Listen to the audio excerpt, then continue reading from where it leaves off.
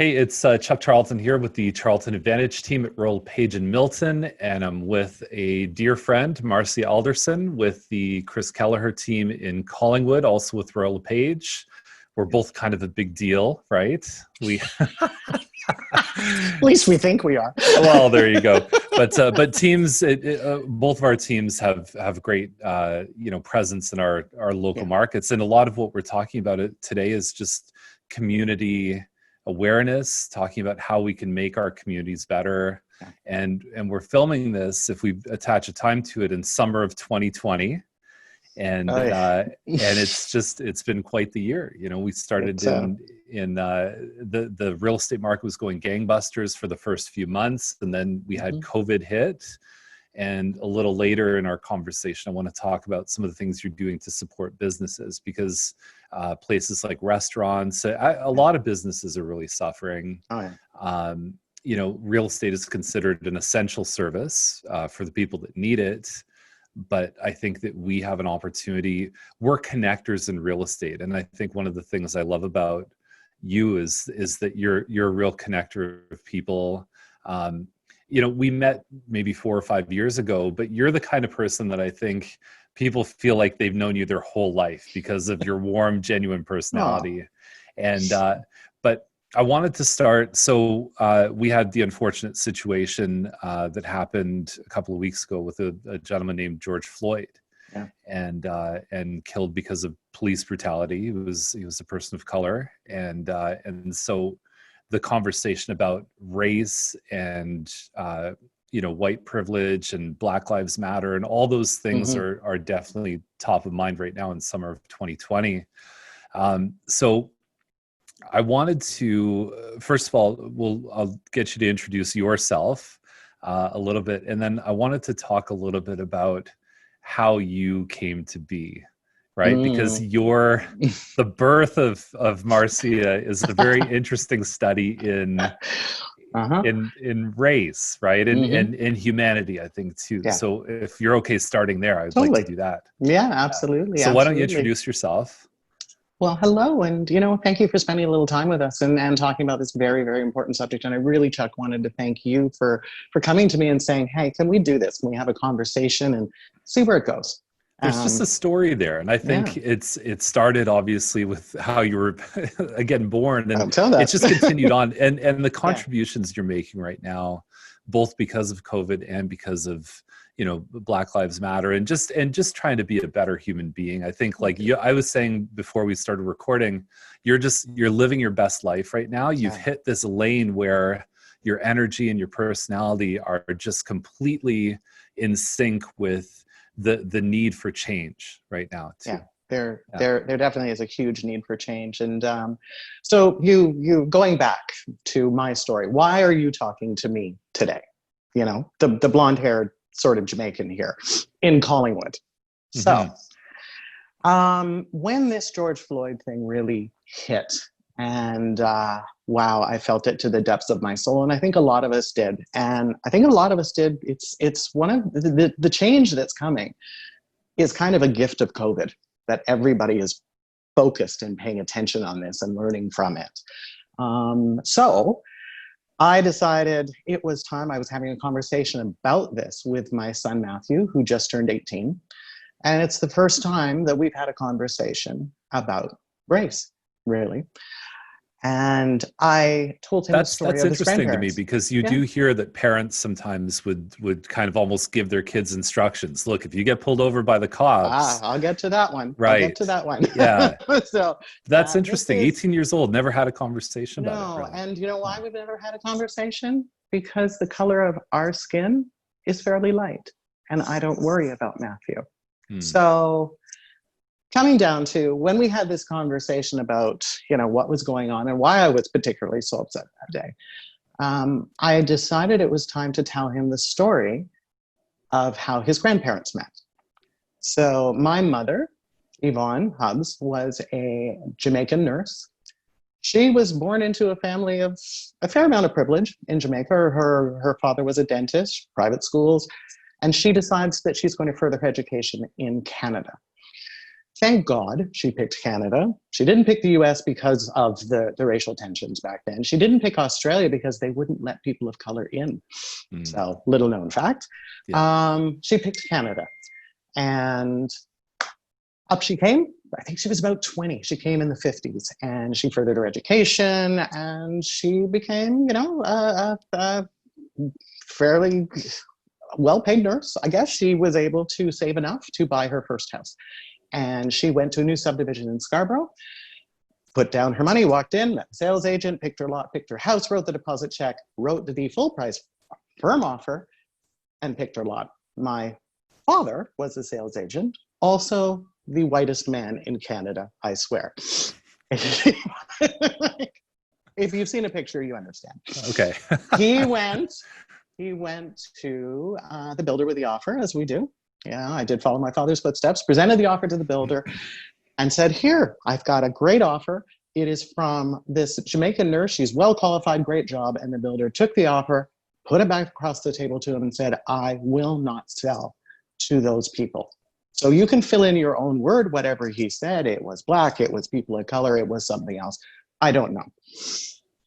Anyway, so that deal was done. My father, and he would not sell it to her. My father came back, and this is where the story gets interesting. He then told my mother exactly what the builder had said. My mother was tough as nails, and she decided to take that builder to human rights and stand up for herself. And she was probably in her early 30s at this point. Where it really gets interesting is that my father testified for her at the Human Rights Council. Right, as he should, as a good human being, regardless of color, should do. But put yourself back in the early 60s. Mm-hmm. That was a big, big deal. So big a deal that he got fired. He got fired off the site, lost his job. Funny thing is, a little while later, they start dating and they get married. And then in 1965, they made me. So here I am now, a word that I've really never used, I am a biracial citizen of Collingwood now.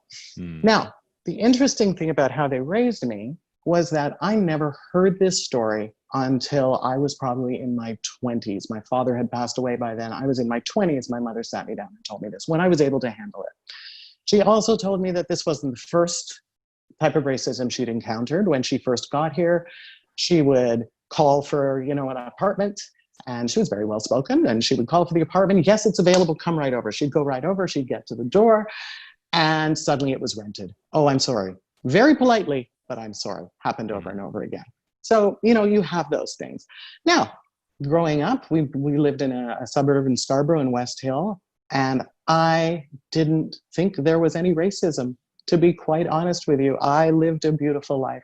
My mother was beautifully treated in that environment. So it was quite a shock to me when I discovered that, oh, wow, we are not immune to it. And we're still not immune to it. It's very under the radar and Canadian politeness is the way I'd like to put it. Which is almost more dangerous because when it's overt, and I think that's part of what's happened, I think, to kind of the white society is a lot of cases we think, well, everything's going well. I mean, we've seen major events. We've seen a US president as a person of color. And so by all measures from the outside looking in, we'd say, okay, progress has been made. But when it's more hidden and it's happening between the cracks and those little events, that's when it's harder to kind of get a handle on. But it still happens. And it is. And what has been pretty fabulous up here, Collingwood has not been known as the most diverse town. It's 2 hours north of Toronto. We certainly have a lot of tourists coming up, but the people that live here for the most part, there are communities. There is a black community. It was a stop on the Underground Railroad, actually. So we have a few families here, but for the most part, it is pretty white. And I hate, it really bugs me to use the words black and white. I'm not used to it, but in this time, unfortunately, I think we have to. We have to. Black Lives Matter is a movement that was meant to be controversial in its naming. And it's meant to swing the pendulum back the other way. And then hopefully somewhere it comes in the middle where we can stop talking about race. And the only race we talk about is the human race. But right now, no, you gotta put out the house that's on fire is the Black Lives Matter house. We gotta put that one out first. But even if you really think about the name, Michael Chase said this really well. He's one of the hosts of Weekend Update on Saturday Night Live, but he did a stand-up performance, and he said, look, we're not even fighting for equality at this point. We're fighting just to matter, right? It's like, what's like less matter, than like matter? Right, exactly. Yeah. I heard that one. What is less than matter? We're just fighting, not there's, I don't know, I fall somewhere in the middle here. My family. And if anybody, wants to check that out, my Facebook page is wide open and you probably could see just about every member of my family on there. We come from the Caribbean and we have every different shade in there, every single different shade in there. So myself personally, I've not been hit directly in the face by racism, and it's due to the color of my skin and geography where I live. It's here, but it's not right in your face. But my cousins that have emigrated from Jamaica, gone to university in the States, and then raised families there, when their Black sons walk out that door, they pray they come back if they ever get stopped by the police. My son goes out the door, and he's fairly light-skinned. He goes out the door, and I think to myself, if he gets in trouble, I hope the police are there to help him. And it's it's just incredible to me. And it's, my cousin Kathy has degrees from Harvard and Yale, but she is worried about her son's life if he goes out, and he might be stopped for DWB, driving while Black. And that's just, it's not right. And it just gets me. Yeah, so, there's always those disclaimers that you've got to mention. Like, I think that I know many police officers that are shining examples of being just incredible human beings. Fabulous. And but unfortunately, in this case, there are some that have kind of taken it too far. Even the gentleman who took George Floyd's life, numerous complaints. You could see there was a history there, and protecting your own, and the whole structure of how that's set up, I think just needs to be adjusted. So the next thing I want to talk about in Collingwood is there was a flag that was put up. Oh yes. And so that was one of those events where it went from, okay, you said, well, there's some stuff in the background. We all kind of know it's there, but it's not the focus. And immediately that was a rallying point. Can you talk about what happened and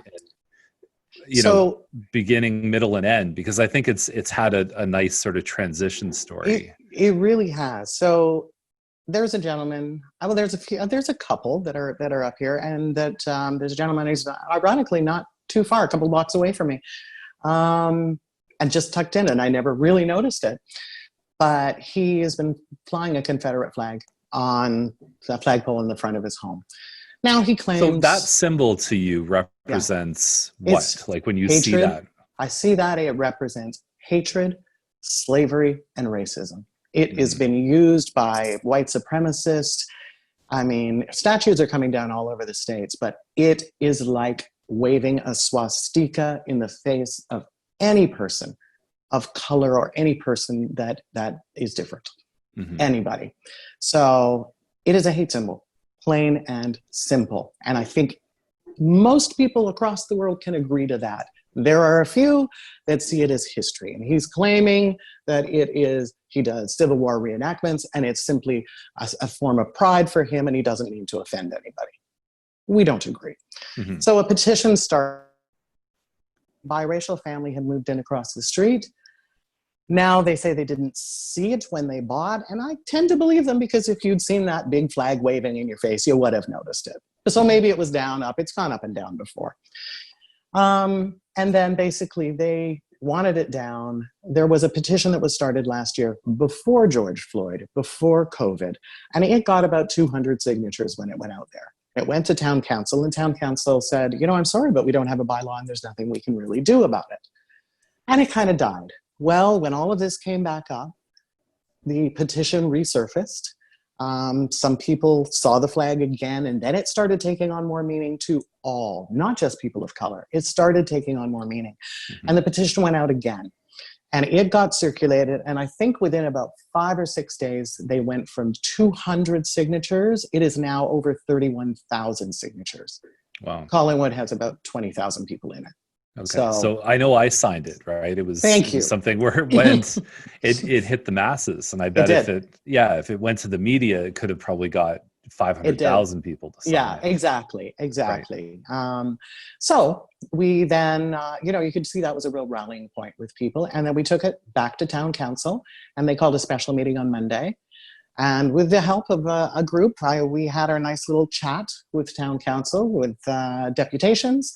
And this time, town council voted unanimously to go to the next step. We have to change the bylaw. But as I said, I don't care if you go to the next step and the next step and the next step. But if I have to knock on Justin Trudeau's door, we are going to have a law in Collingwood to control hate symbols. Mm-hmm. It's, and it's not that it's a massive problem up here, but the fact that one exists, it's enough. It's got to come down, and it will. And what I have loved about this is that you want to talk about the entire town rallying.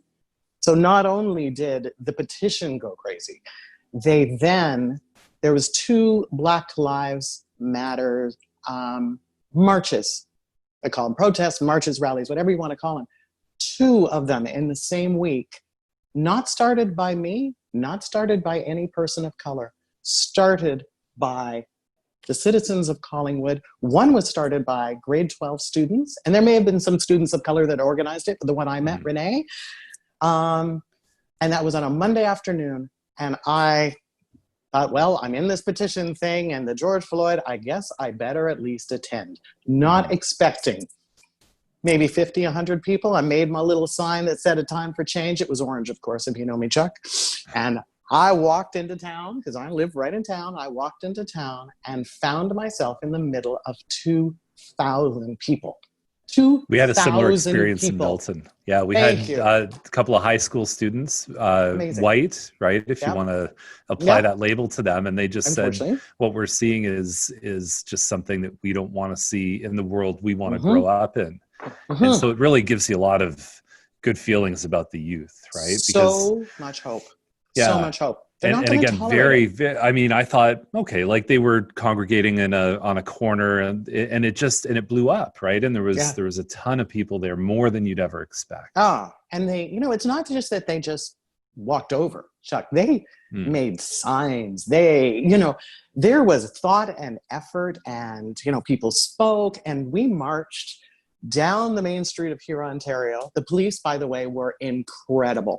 One patrol car, actually, as I was trying to take a selfie, because Chris had run down, Keleher had run down, saw these 2,000 people going up the street. He was at an appointment. He had run down, and we're busy look at this, taking a selfie. And the police officer rolled his cruiser up and said, "Here, give me your camera. I'll take a picture of you." And he took it right from the squad car. Wow. Fabulous. And we took over the streets, and it was just a show of solidarity and support. And it just brought me to tears. It was just incredible. And it happened twice in 1 week. Amazing. So these people are good people, I'm telling you. Yeah. It's a great place to live. And that's where you start. You start with the good people, right? Yes. And like I think we're doing now is we're just having conversations. We're just spreading the word.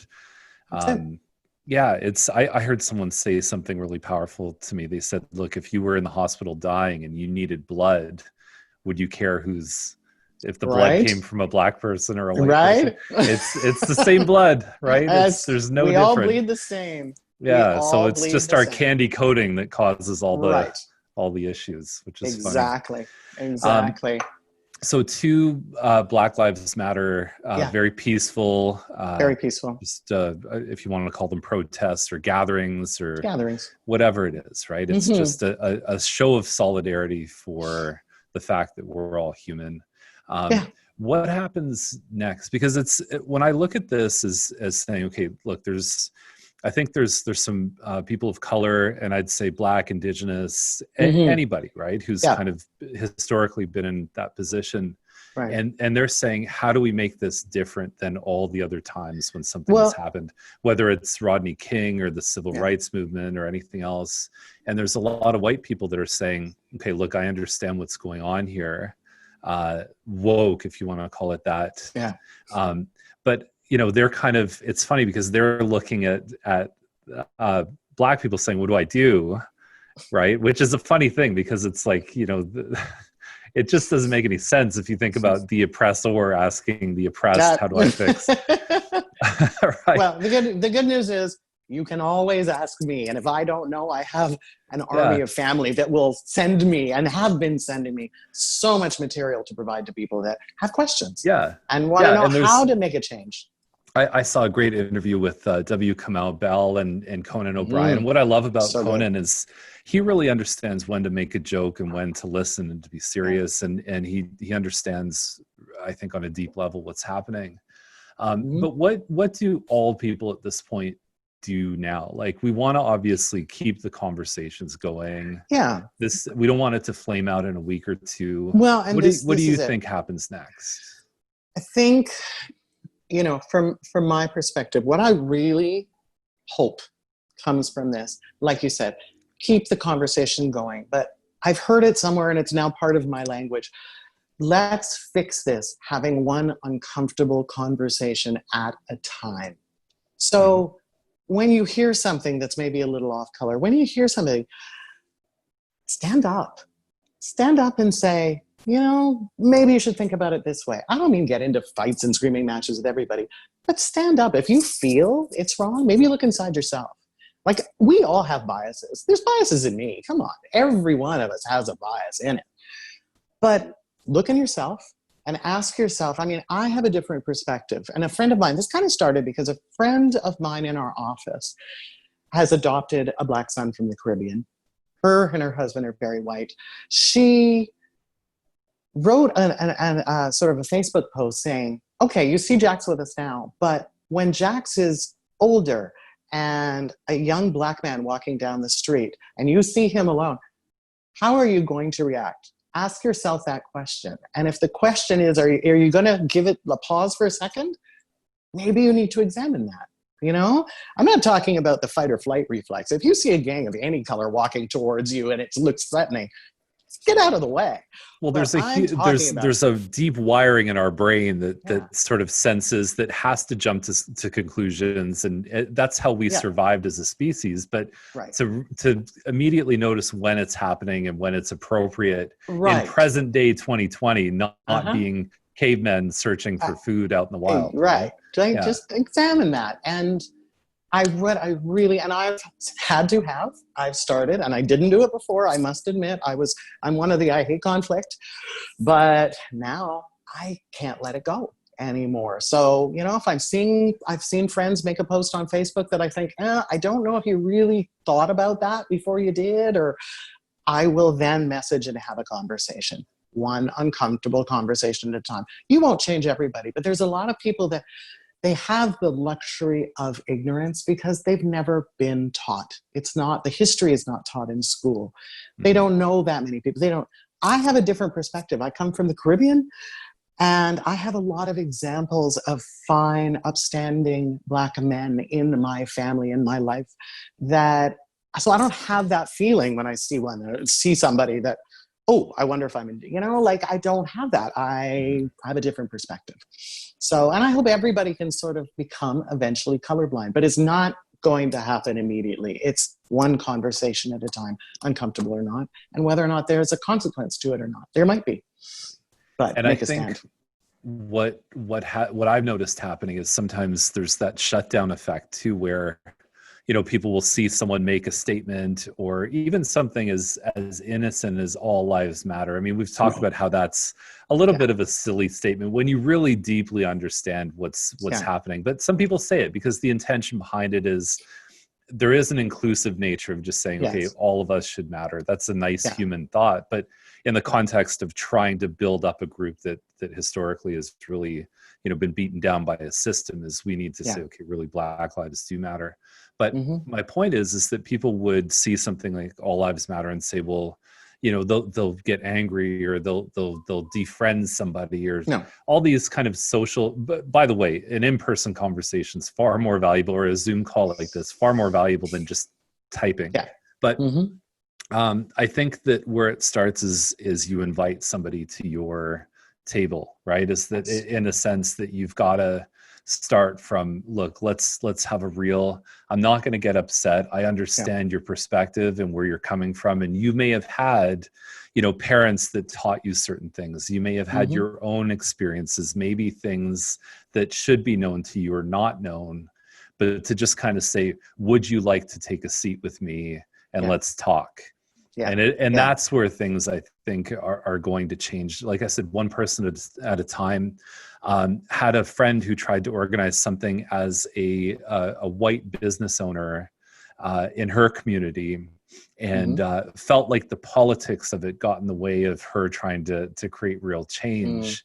And, you know, my message to her is just, you know, don't let somebody with an agenda try to veer you off of the truth and the message that you still need to take action. You still need to do things. But I've never liked politics in a sense that, like, where there, because then agendas start to happen, but where there's not politics is when we're sitting there at the dining table having a conversation about something that really matters. That's how I see change happening. I do too. And I mean, mine is, well, say you'll invite them to the dinner table. I will invite them for a glass of wine because that's me. Whatever it is. Invite them right up, a seat at the bar, right? A seat at the bar, whatever it is. Let's have a chat. And, you know, let me understand where you're coming from. And you understand where I'm coming from, or where this movement is coming from. And all over, I'm sure I'm seeing it all over the world, but certainly all over Collingwood, those conversations are happening. And I have to thank, in a lot of ways, I have to thank the youth, because man, have they taken the bull by the horns. But as an interesting fact, the first protest was organized by high school students. The second protest was organized by ladies who are probably in their 70s and not of color. And both of them, completely different perspectives, both of them fabulous. And man, it brought me to tears. Incredible. Right.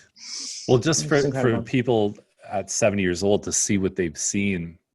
Yeah. I mean, this is still like people's grandparents' in some cases were, you know, the tail end of slavery, right? Like it's, I mean, this is not generationally that long of a time frame.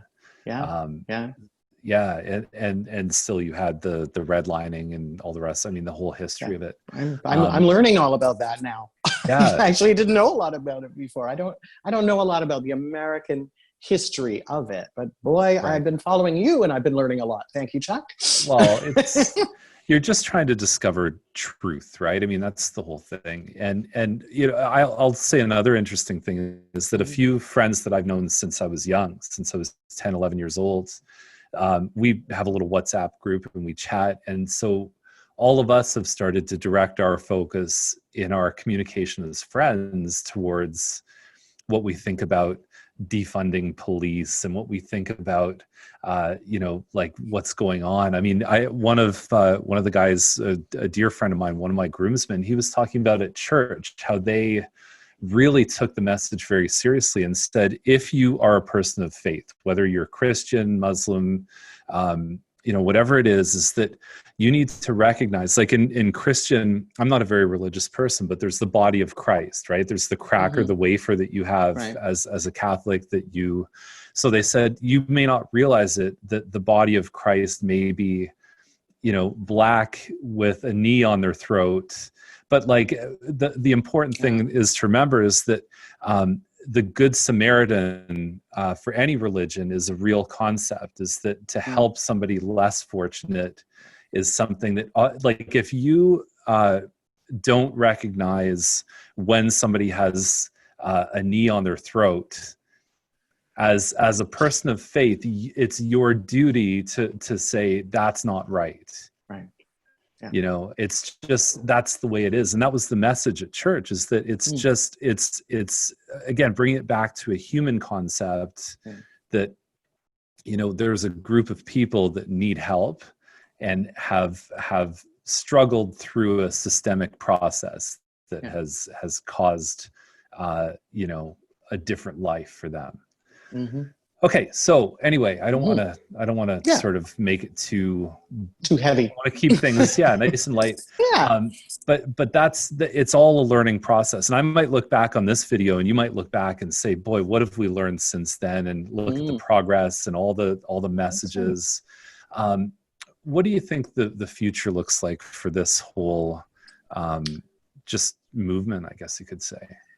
I'm very hopeful that this will be sustained. And I don't mean that there'll be protests and protests and protests. I think, the message is becoming very clear and the world has spoken. Right. But we need to carry it forward. So how do you do that? Education, conversations. I don't have all the answers, but I certainly hope that people keep that feeling that I know they had when we had those speakers up at the last Black Lives Matter march that were incredible. And they were empowering and they were inspiring and led us to want to be better, like one step at a time. But talk to your children.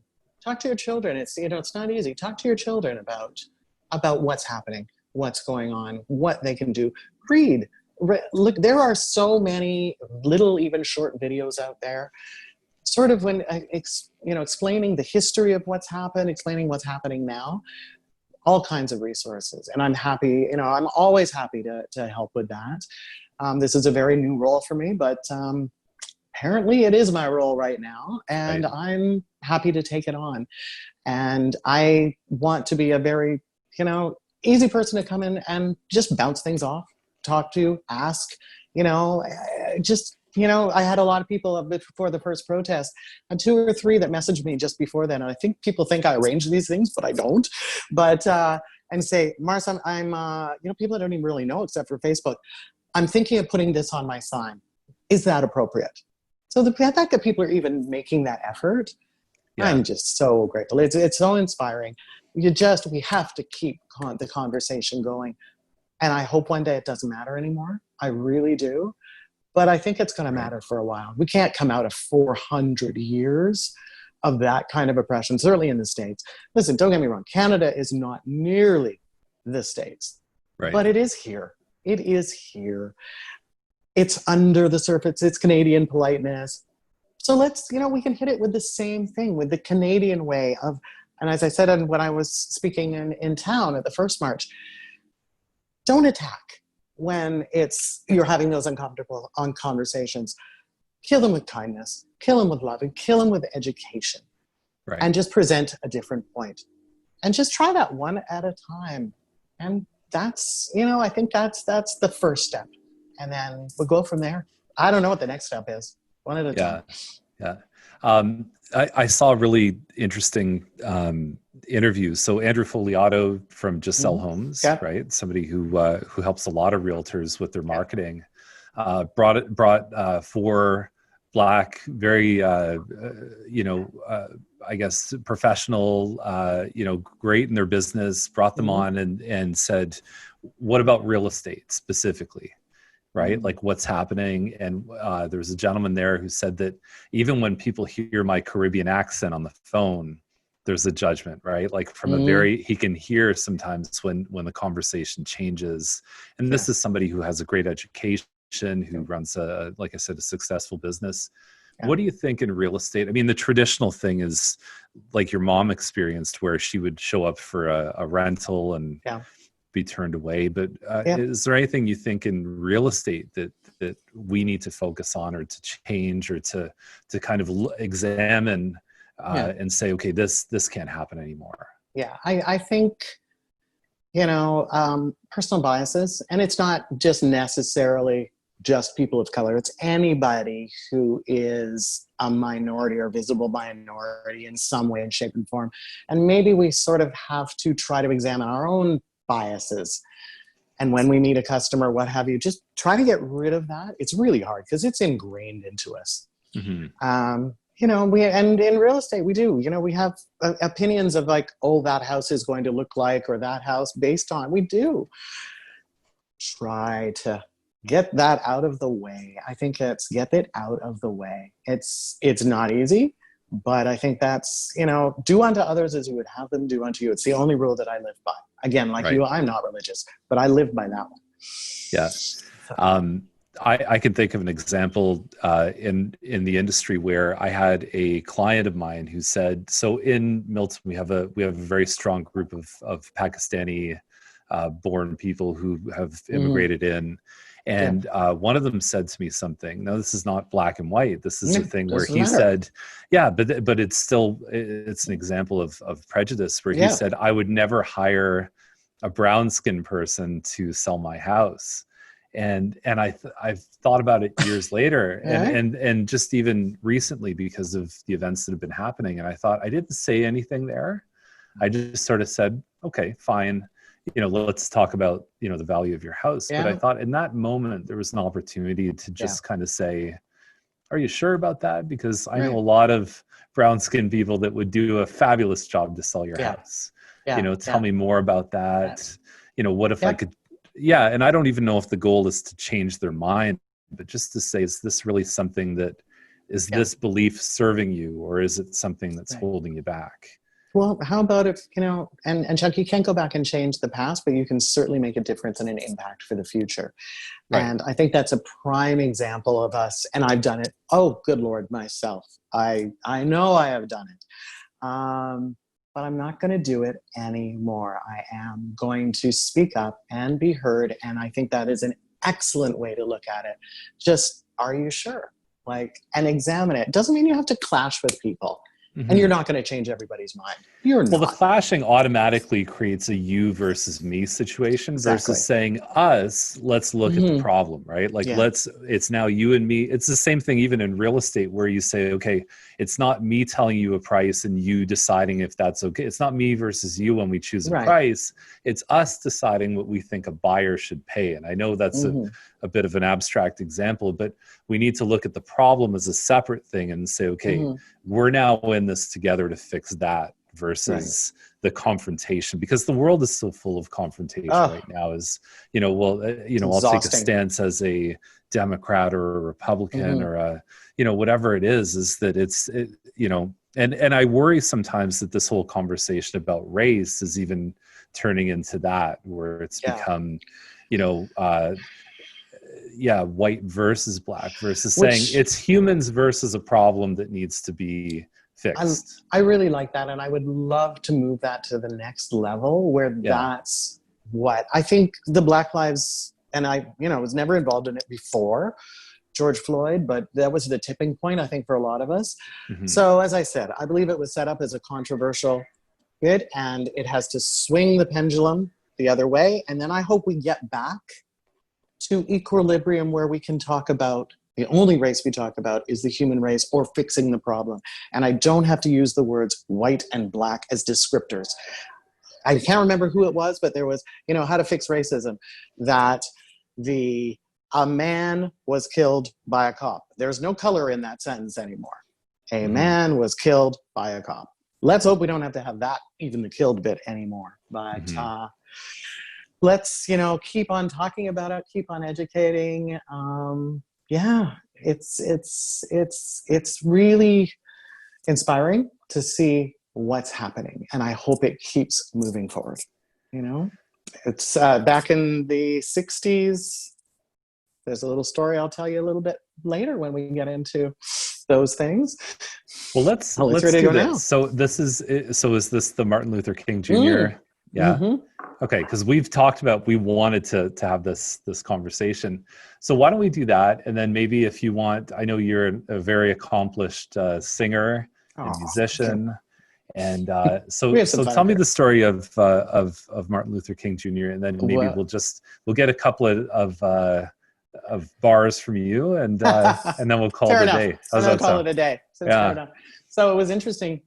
When I was actually my son's age, grade 12, and I took American history, and I didn't know a heck of a lot about it before, but you heard the civil rights movement, what have you, but I got really in depth into it, and my final essay was on Martin Luther King, and I learned an awful lot about him in the movement, and it was really incredible, and I thought I did quite well. I got an 85 on that essay, and I was quite pleased. So that March break, I head down to my Uncle Ken and my Auntie Grace's house in Montego Bay, Jamaica. It's where we always vacation, but I went by myself this time. And I'm looking around at family photos, and they had all kinds, and I had probably seen this thing a million times, but never dawned on me until I'm looking at a table with all kinds of photos, and I see a picture of my Uncle Ken, my Auntie Grace, Coretta Scott King, and Martin Luther King. Wow. And I stop in my tracks. This is like a week after I turned in my essay, and I'm just dumbfounded. And I go to my aunt, I'm like, any explanation here? Because I've never heard this, and how did this happen? And apparently Martin and Coretta came down to Jamaica, and there's an article out there that says when Martin felt he couldn't breathe anymore under the pressure, he came down to the north coast of Jamaica and stayed with a friend of theirs, an American woman, and stayed with a friend of theirs to get away. And she had my aunt and uncle over for dinner, and they met Martin Luther King and Coretta Scott King, and they got along. And then the next day they took my cousin Sharon and Maureen over to meet them and what have you. And apparently Martin invited Uncle Ken to come up to Atlanta and, visit with them. And my Uncle Ken, being very wise, and knew that, he would probably have gotten himself killed up there, because Jamaica has no real race prejudice. It has class prejudice, but it doesn't have. So you're not used to haves and have-nots. Haves and have-nots, but there's no, he was a businessman. And he said to Martin Luther King, I would be surely dead, so thank you, but no. Yeah. And wise decision. And Martin, unfortunately, was killed not long after that. But until my aunt closed her eyes last September, they were still getting Christmas cards from the King family. Wow. And so I guess we have a little bit of a history there. And it was, but boy, I was a little ticked, because I figure with that 85 would have gone to a 90 at least. I mean, it's like, please, can you help me out here? Yeah. Oh man. But even the different approaches, like Martin Luther King Jr. was very much about the peaceful way of protesting. Then you look at somebody like Malcolm X, which is much more about by any means necessary. Yeah. And I've thought about, right now there's been a lot of people who have lost businesses, property damage because of looting and violent protests. And I think that I always bring everything back to nature, right? And I look at like when there's a forest fire, how it clears the old debris to make way for new. And you never want to see anybody lose their livelihood or anything like that. I do look at when things get to the point where protests create physical violence, that to me is a little bit like a forest fire, that in the wake of that devastation, there are sometimes good things that happen. And again, I'm not promoting or condoning it. No. But I think that it wakes people up sometimes in a different way than just speaking, right? And so knowing that that's there, to me, just means, okay, I don't think any major change happened. If you look historically at how the Nazi propaganda sort of it required violence to kind of come up against it, and there was a lot of fallout and damage and everything else. But it just seems like whenever there is a major change in human history, it's always predicated by some level of destruction. Well, and it's the forest fire. And I hate to say it, but it's just, it almost means to me that some of this is kind of serious enough, and it has the possibility of really changing. Does that make sense? I hope that's a bit of a weird statement to say. No, right? But it does. I mean, you have to think about 400 years. And I mean, this is not 400 years. I mean, this is in the States, 400 years of being pressed down. I mean, eventually, I think you can understand, if you really look at it, why it has finally erupted. Right. And it's do we condone violence? No. But can I understand it? Yeah, I can. But what's different than 1968 is the composition of the crowd that's protesting. Yes. It's amazing to look at. Much more mix of much more. I mean, there was even that, what I posted on Facebook about the Australian sprinter. Yes. Right. That was a fabulous story, but he was somebody who, crossed the line, so to speak. Big time. And I think the line there is not as relevant as it used to be. So there is progress that's been made, but there is. I agree. This is not a 1 month or 2 month thing, is that it's really got to be, and that's the thing that I hope just continues with this. I hope that this is an evergreen video that we can continue to come back and say, okay, let's really re-examine things. What have we done? What can we do? Absolutely. My town council and some people up in the town are already starting to develop next steps, which I love, and talking about different projects and asking me So yeah, I'm in the So what throes would of be it. an example of that? Like what's, They're I mean, just, if other town councils could look at this as an yeah. example. I will get back to you on that because I don't know yet. I got a message from somebody that works at the town talking about an open door project that they were talking about starting. And really, I think they're starting to talk about education projects because you can't change minds without education. So that is the kind of thing, to the messaging and you know, they are committed to Collingwood. You know, it already is an inclusive place. But let's get rid of this symbol so that nobody has any reason for pause. Because a lot of Toronto is going to want a little more space. They're coming to us. So, folks. Yeah, I've heard you guys are busy with COVID. Oh That's the other thing is remote work and all the rest. Yeah. Oh, yeah. That's wild. And I think empowering the youth is a big thing too, right? Yeah. Well, they seem to have empowered themselves at the moment. And boy, you know, but we continue with the education. Continue with the talking. Got such a long runway. They have such a long path left versus somebody, and not to dispute anything that a 70-year-old's doing, but there's just so much more lifetime impact left than somebody who's in grade 12. Well, right. The 70-year-old is trying to make up for a little bit, I think, of what happened in the past, where the student is trying to change the future.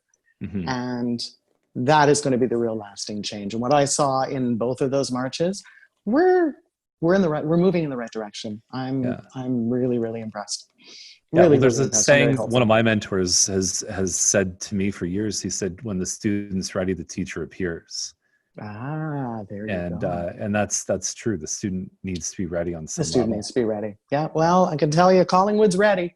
So here we go. And good timing. It is a gift of COVID. I will tell you, this change is a gift of COVID. Yeah. So yeah, we're good. But we probably should let these people get to their day. Well, do you want to leave us maybe with? I will leave you with a little one that I think it's time we're going to add this to our set list. And I mean, when you have a band called Motown and Marley, I guess you do have to get into the fight. But yeah, I think this little one. I'll give you a couple of bars. We haven't worked it out quite yet, but we will. And this I think will be in our new set list. I was born by the river in a little tent, and just like that river, I keep on running. It's been a long, long time coming, but I know a change gonna come. Yes, it will. It's been too hard living. I'm afraid to die, 'cause I don't know what's up there beyond the sky. It's been a long, long time coming, but I know a change gonna come. Yes, it will. Amazing. Let's hope that works. Thank you. I wish I could sing with you. For somebody who loves music as much as I do, I am the most tone deaf person. I cannot hit a note if my life depended on it. So that's okay. You're a music lover, Chuck. You just play the record player. That's all right. You're a music player and one of my favorite people. So thank you for this platform and for having this chat. And that was Sam Cooke who originally sang that song. Yeah, it sure was. It sure was. So here's to change. Here's to one day being able to give each other a hug. Oh, God. This is and having a drink together. Extroverts are dying in this, let me tell you. And let's make it our goal the next time we have a drink to invite somebody to our table and just have a nice conversation. I love it. Let's do that. Thank you, Chuck. Thank you. Good. Have a great day. I didn't even know if we'd share it. I mean, if we just ended up talking about something really controversial, like I got warnings from my wife before. She's like, be careful, people are just waiting for an excuse to, and it's a human message. And that's all I'm coming from a place of somebody needs help right now. And I want to give them the help, right? Yeah, this is it. And, I want to be a person that they can come to and ask. I think, because I straddle both worlds, maybe I'm just a little bit easier to approach, I'm hoping. And, Come to me and don't ever worry about offending me. I'm unoffendable, right? Yeah, So that's something we share in common. It's like, right? it's really hard to offend me. Yeah. But I mean, there are just genuinely things that are just filled with hate that just have no place in my life. No place. That flag is just become a beacon for me of like, I don't care what I have to do. And I had, when I first sort of dipped my toe in there, the thoughts of the team came to my mind, because I'm like, am I actually going to put my voice out there and say there are racist symbols of hate in the town that we are trying to sell houses in? And I'm like, oh. And then you know what? My soul wouldn't let me stop. And it was, I have to. Like, I have to. I didn't even discuss it with Chris because I knew he's going to be fine. But it was, I had no choice. And it's worked out, and it's helped make some change. So I'm good with it. Right. Thank you. I think that it, like I said, it's just the love and those basic kind of human emotional needs. If you come from that place, you're never like, it's going to be okay. Yeah, it's like, somebody said to me, never worry about doing the right thing. Don't worry about the result of it. And that's the reason I tell my parents' story, is that, one person can make a change, even if the consequences are hard. You got fired. Oh my God, those consequences were hard. But one person can make a difference. Yeah. And that's really what it takes. Now, did that change the rest of your dad's life?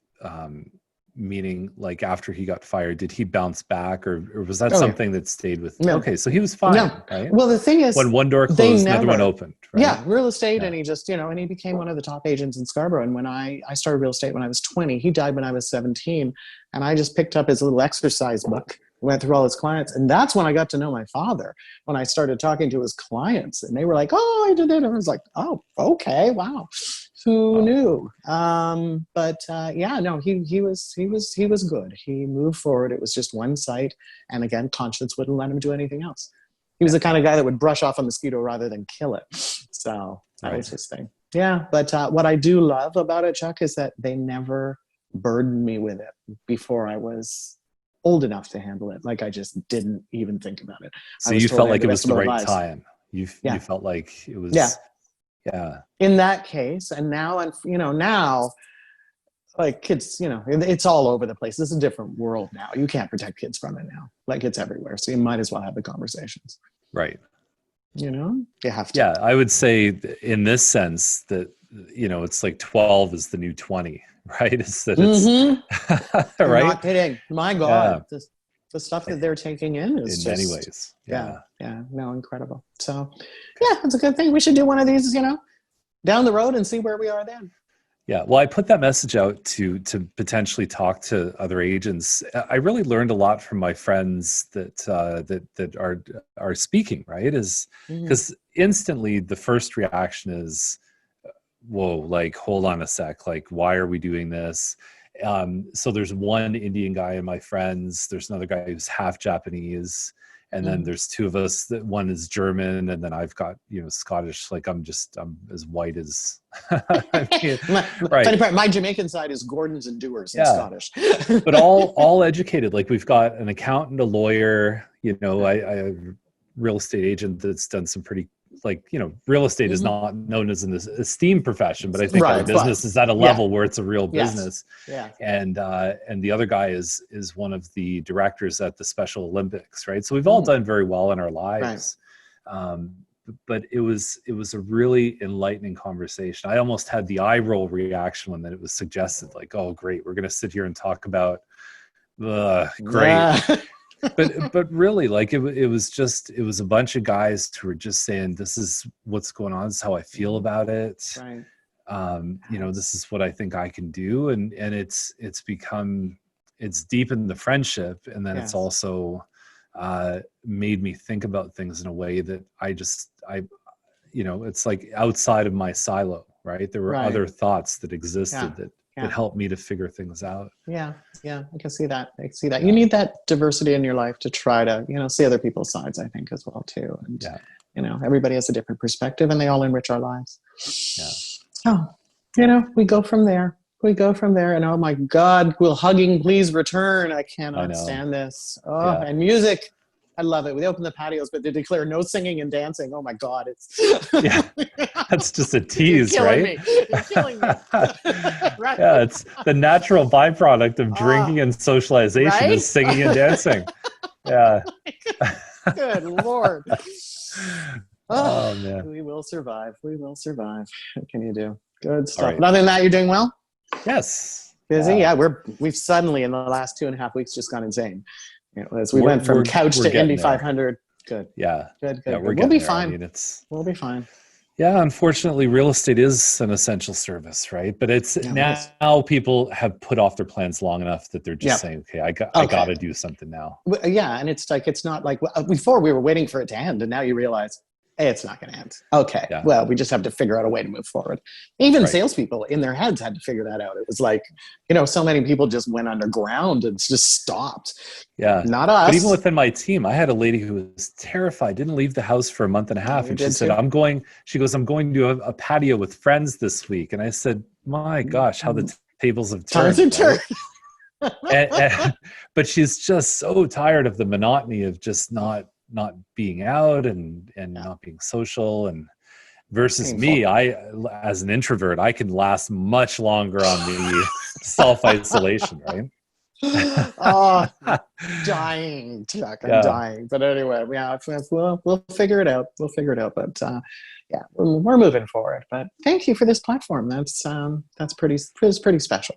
Yeah, and I appreciate it. Yeah, good, thanks for I don't even know what the platform looks like is what I'm trying to say. I'm just like, here it is. Here's you, here's me, and here's us trying to do something good.